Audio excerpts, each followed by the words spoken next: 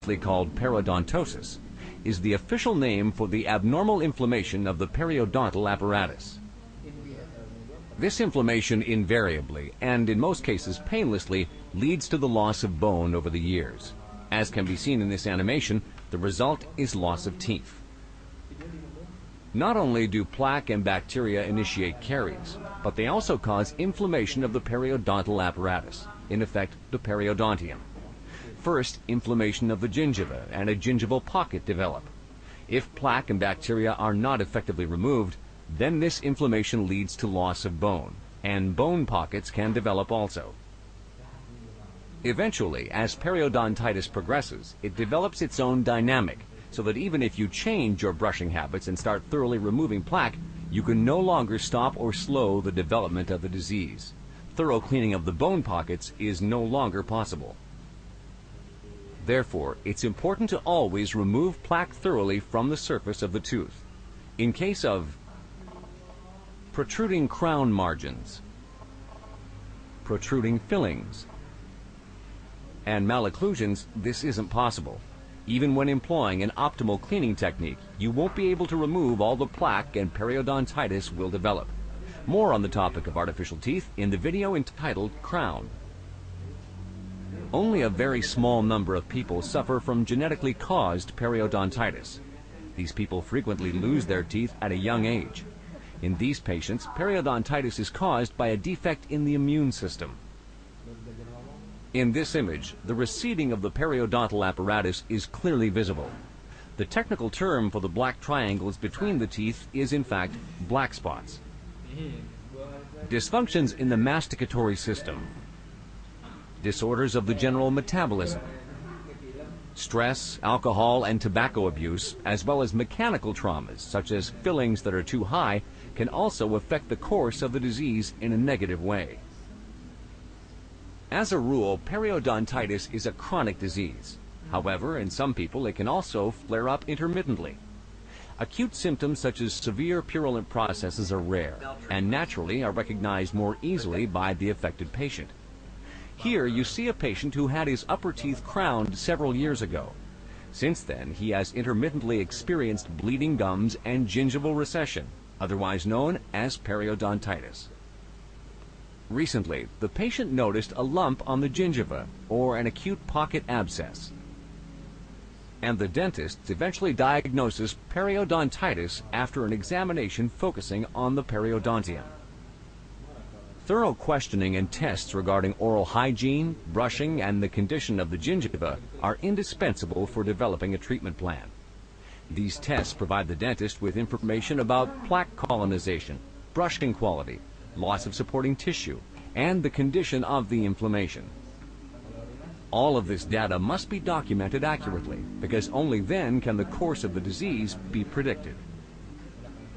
With the aid of special radiological images, bone deterioration is additionally illustrated.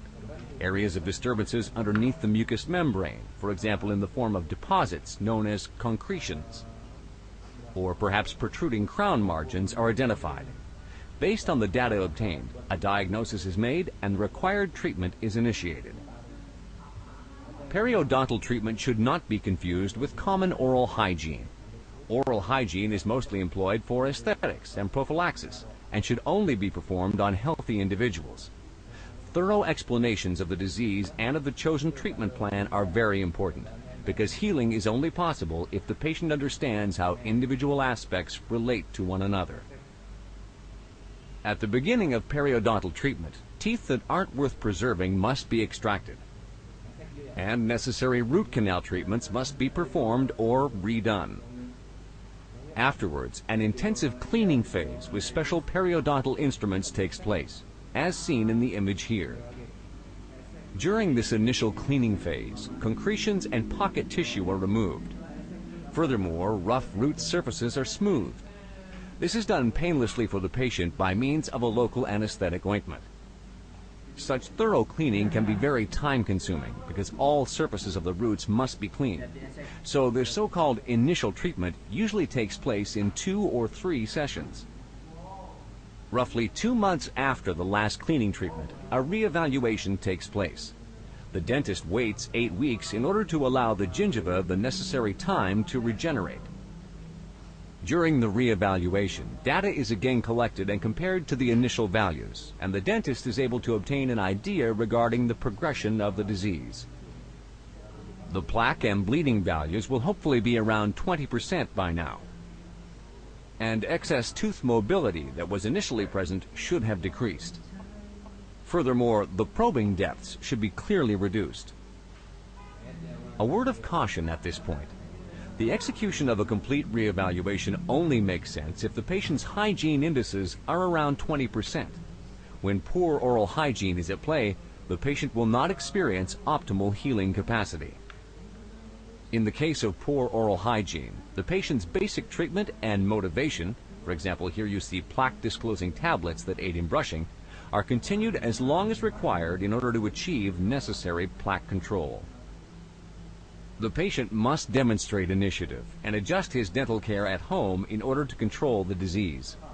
Most periodontal diseases are chronic and therefore will accompany affected patients throughout their lives.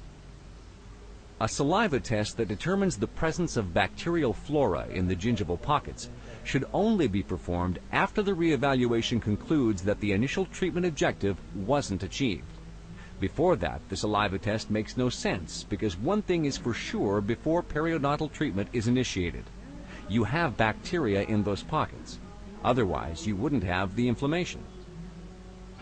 Laser or phototoxic treatment is not a scientifically proven option in periodontal treatment. Nevertheless, this very expensive treatment course is frequently carried out. Surgical interventions, such as flap surgeries, should only be performed after conventional periodontal treatment and respective hygiene indices have been achieved. Because if there is no change in brushing behavior on behalf of the patient, then a renewed flaring up of the disease is guaranteed. If no reduction of the probing depths and no signs of activity are achieved despite improved oral hygiene on behalf of the patient, the physician should ask himself some of the following questions. Was the quality of the cleaning sufficient? Was the initial diagnosis correct?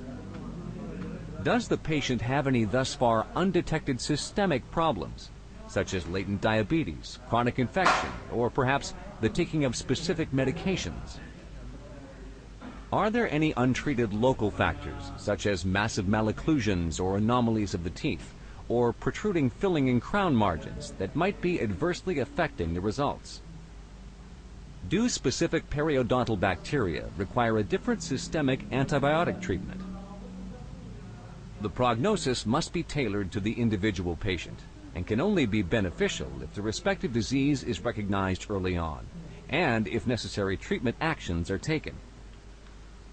However, with properly performed daily dental and oral care and regular dental checkups, nothing stands in the way of a positive result.